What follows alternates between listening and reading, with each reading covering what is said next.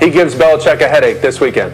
Next game, Jared Goff or Tom Brady? Brady, I'm taking him all the way. I understand what you're saying. Aaron Donald up front. Jalen Ramsey will erase one of those receivers. Well, if he erases one receiver, they got two more good ones, some great backs and tight ends. And then, of course, up front, Aaron Donald. What do? Brady is the league leader in quick attempts. That's going to negate that pass rush. He's going to get the ball out fast. That's Monday night. And then Ryan Tannehill versus Lamar Jackson. Who you like?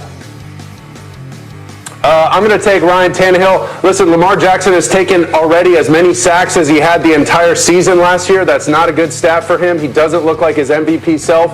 And Ryan Tannehill is looking for a bounce-back game after the Colts last week. Plus, they're going to get that run game established. They're going to beat up that Baltimore defense. You heard it here first. And also, Baltimore has given up 6 touchdowns on play action. They struggle against play action, and that's Tannehill's secret. I wish you could have seen the look on Bartholomew's face when you said those words, Mark Sanchez. You think they're going to beat up on the Baltimore defense? Disrespectful. They're going to get after him, Bart, I'm telling you. Into this game.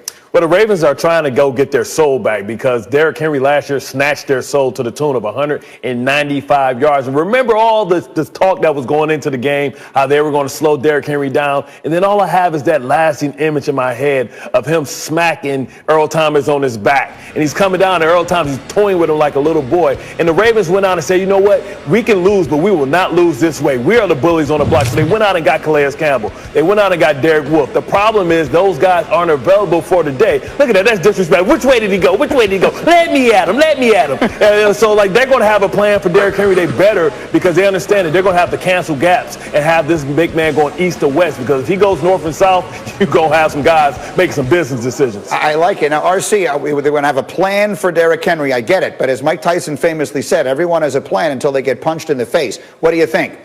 Yeah.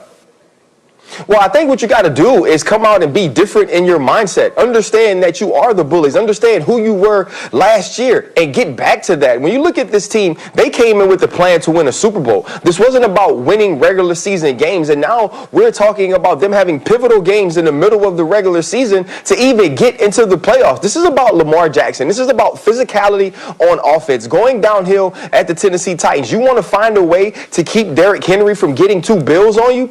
Keep him off the field. J.K. Dobbins, Gus Edwards, Mark Ingram, Lamar Jackson, run the football at the Tennessee Titans. They aren't great on defense. Tennessee Titans can be had. You can get to the play-action game. And so this game is as much about this Baltimore Ravens offense as it is defense. And I know it's going to be seen all week that Derrick Henry turned Earl Thomas from a free safety to a lead blocker on a run, but that's not what's important. What's important is finding yourself, if you're the Baltimore Ravens and Greg Roman, as an offense, and this is a great week to do it.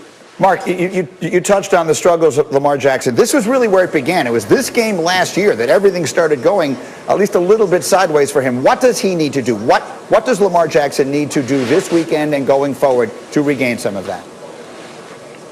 I don't know if it's a combination of him and the coaching staff putting him in good positions. But listen, he's got to get the ball out quick, start him off with early completions, get his confidence back a little bit. And then a similar conversation that Pete Carroll had with Russell Wilson. You don't have to do it all. You don't have to extend these plays too long and get hit and take all these sacks, because every time you take a sack, that makes it even harder for us to get a first down and eventually score on that drive. I think the numbers are so low once you take a sack to overcome that and even get a first down. So he just has to play within himself, not try and do too much, don't have too much fun, but that's so easy to say.